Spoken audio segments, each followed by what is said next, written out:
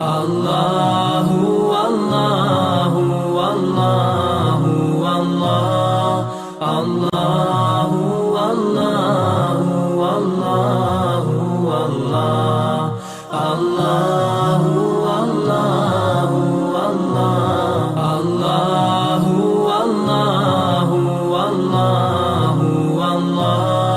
اللہ ہدی للمتقین فرمائے یہ ہدایت ہے متقین کے لیے۔ متقی کسے کہتے ہیں؟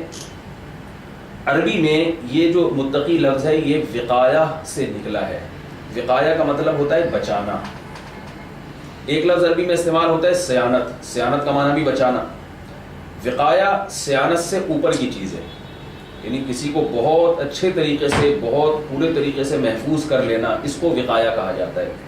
اور متقی یہ اسم فاعل ہے، یعنی بچنے والا۔ اور بچا وہاں جاتا ہے جہاں انسان کو کہیں کچھ ڈر ہوتا ہے۔ آپ کو جس چیز سے ڈر ہوگا نا تو آپ اس سے بچنے کی کوشش کریں گے، اس لیے اس کا ترجمہ ڈرنے والا بھی کیا جاتا ہے۔ تو یہاں متقین کا مطلب یہ ہوا ڈرنے والے، یعنی وہ لوگ جو اللہ سے ڈرنے والے ہیں، اللہ کے عذاب سے بچنے کی کوشش کرنے والے ہیں، جن کے دل میں یہ جذبہ ہے کہ ہم اپنے رب کو کسی طرح سے راضی کر لیں اور اس کو ناراض کیے بغیر دنیا سے جائیں۔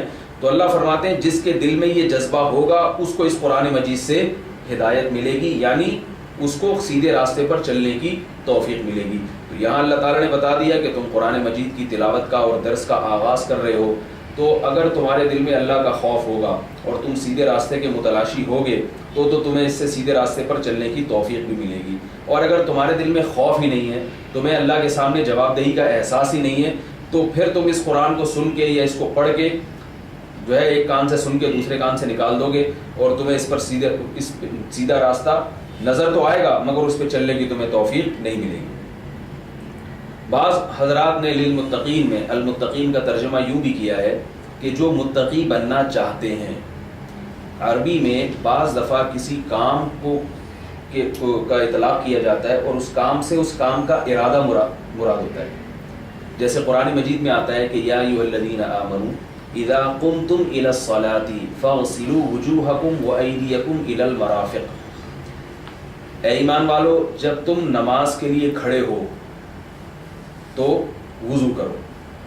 یہاں بھی سوال پیدا ہوتا ہے نا کہ بھئی نماز کے لیے جب کھڑے ہی ہو گئے تو اب کیا وضو کریں گے؟ وضو تو اس وقت کرنا چاہیے تھا نماز کے لیے کھڑے ہونے سے پہلے۔ یہاں بھی لفظ قیام استعمال کیا ہے مگر اس سے مراد ہے قیام کا ارادہ، یعنی یا ایھا الذین آمنوا اذا قمتم کا مطلب اذا اردتم القیام۔ اے ایمان والو، جب تم نماز کے لیے کھڑے ہو، کیا مطلب؟ جب تم کھڑے ہونے کا ارادہ کرو۔ تو یہاں بھی متقی سے مراد وہ لوگ نہیں جو باقاعدہ متقی بن چکے ہوں، اس لیے کہ جو بن گئے متقی وہ تو سیدھے راستے پر پہلے سے چل رہے ہیں نا۔ تو یہاں مراد کیا ہے کہ جو تقویٰ پیدا کرنے کا ارادہ کرتے ہیں، یعنی جو لوگ یہ چاہتے ہیں کہ ہم میں تقویٰ پیدا ہو جائے، ہم سیدھے راستے پر چل پڑیں، ان کے بارے میں اللہ نے قرآن مجید میں فرمایا ہدی للمتقین۔ جو ہدایت چاہے گا، جو متقی بننا چاہے گا، جو سیدھے راستے کا متلاشی ہوگا، اس کو اس سے ہدایت مل جائے گی۔ اور جو آنکھیں بند کر کے اس قرآن کو سنے اور اندھا بن کے اس قرآن کو سنے اور وہ اس نے یہ عزم کیا ہو کہ مجھے سیدھا راستہ نظر آ بھی گیا تو میں اس پہ نہیں چلوں گا، وہ کتنا ہی اس قرآن کو سن لے اس کو اس سے ہدایت نہیں ملے گی۔ الذین یؤمنون بالغیب ویقیمون الصلاۃ ومما رزقناہم ینفقون۔ اب قرآن مجید ان لوگوں کی صفات بیان کر رہا ہے جنہیں قرآن مجید کو پڑھ کر اور سمجھ کر ہدایت مل جاتی ہے۔